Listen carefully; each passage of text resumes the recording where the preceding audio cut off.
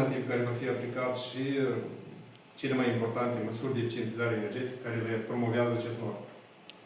Suntem deschiși pentru a răspunde la întrebările actuale care le au consumatorii, care le are presa.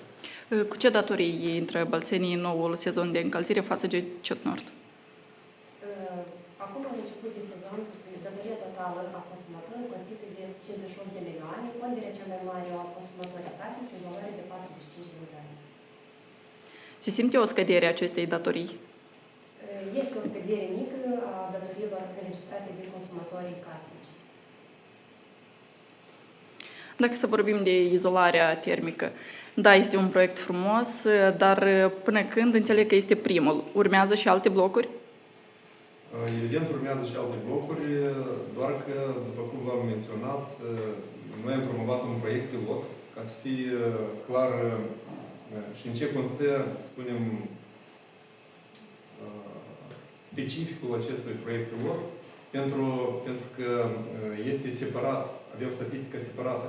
3 sezoane de consum în sezonul de încălzire, avem separat statistica pe datele de eficientizare. Deci avem până la sezonul de încălzire, până la implementarea sistemului orizontal, avem 3 sezoane după implementare și avem scăderea care o avem, da, sau eficientizare.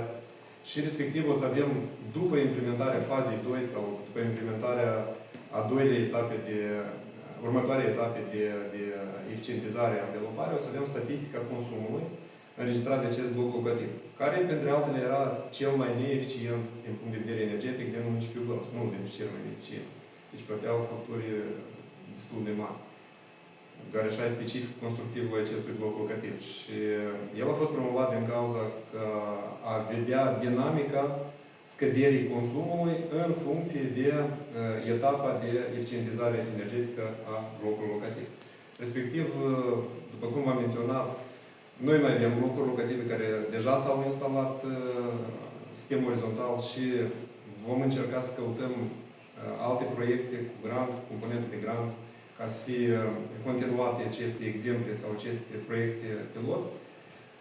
Și mizăm pe faptul că în timpul apropiat vor fi dezvoltate, noi acum lucrăm cu CNED-ul, da? Cu Centrul Național de Energie Durabilă, la dezvoltarea unor mecanisme de finanțare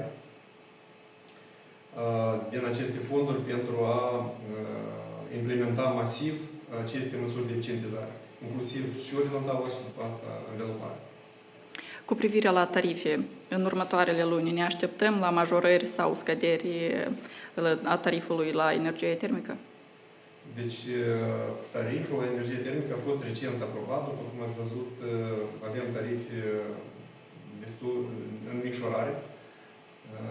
Noi am prezentat calculele și la prezentarea calculelor, evident, am menționat și faptul că vom veni cu actualizare de calcule până pe data de 25 ianuarie anul 2025. Deci acum trebuie să fie finalizat sezonul, nu sezonul, dar să fie finalizat anul 2024, de prezentat calculele către Agenția Națională pentru Reglementare Energetică și în funcție deja de aprobarea costurilor care vor fi incluse, vom vedea dinamica în continuare a tarifelor.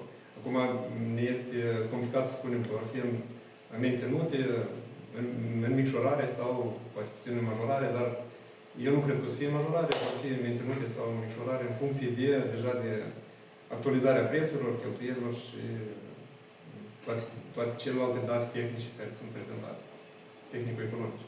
Mulțumesc!